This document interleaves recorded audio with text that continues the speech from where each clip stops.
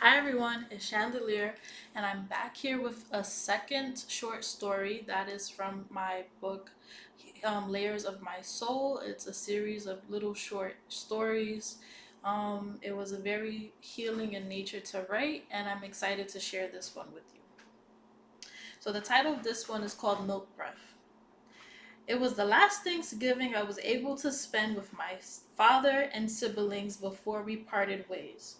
It was also the first one night stand I had due to poor decision making and plain boredom. It was most likely the worst decision I made in my life, passing up a family gathering for a one night stand at a bar with stranger. It was a night for a singles meet and greet, and I was looking for a husband in an atmosphere where there was only lust and the expectation of being grateful for a drink.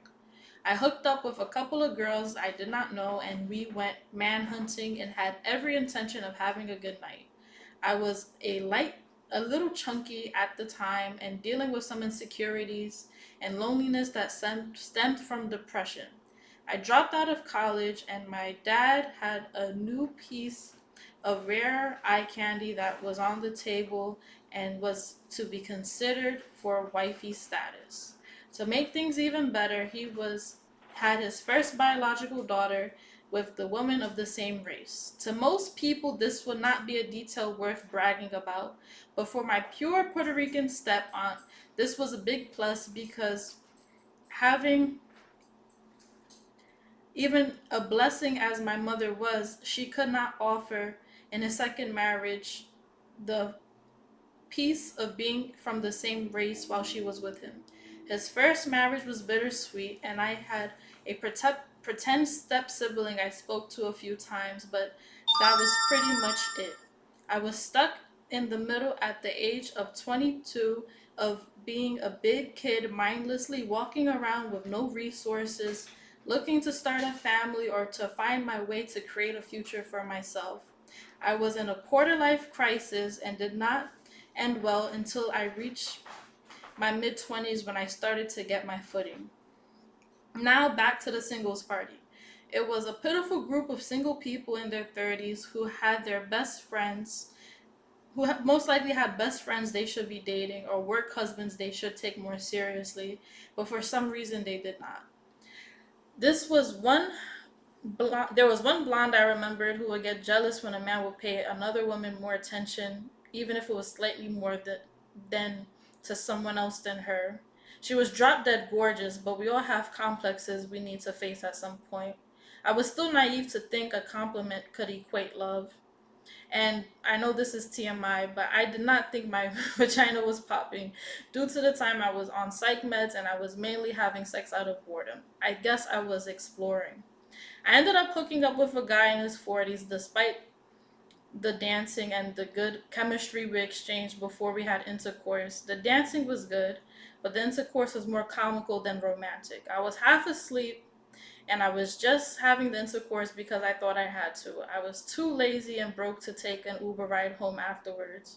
There was potentially good family Thanksgiving there was a potentially good family Thanksgiving down the drain. Instead of staying home and creating a memory of a happy family Thanksgiving, of me sitting with my siblings at the dinner table during a pivotal moment of their lives and their development, I was in a stranger's bed and I had to take the train home in the morning.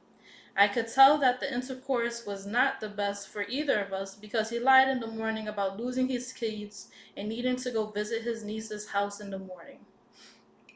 I suppose the sex I provided was just not good enough for the benefits the next day to be provided with a Uber home or even a walk to the train station afterwards. I made a potentially absent father or uncle become family orientated. My neck smelled like milk in the morning, and it took 3 showers and a lot of 80% alcohol to mask the stench of milk and sourdough on my neck. The handsome gentleman had a mouth that held teeth that could equate to the dental structure of a piranha. The type of teeth where you could see a person bite into a tuna fish sandwich, half of it will go down his throat, and the other half was stuck inside his teeth. He was handsome and most likely a serial bachelor. Requested to see me again, but it never happened. We messaged each other out of boredom after a few check ins. That pretty much was it for us. We never crossed each other's paths again. I thought it was my mating dance that put the player into a trance. The reality was that I was in the right place at the right time for the absolute worst midnight one night stand for both parties to partake in. So, what did I learn about that? I learned that I had a wild side when I had that interaction. And I also learned that I was putting up mental barriers between me and my family at that point in my life. I think we were all trying to deal with my parents' separation. And in doing so, I just was doing my own thing.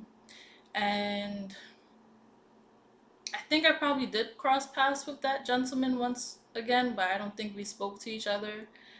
But that was probably the first one night stand of a couple of other one night stands I partake in. And hopefully there wouldn't be any more of those, but never say never, right?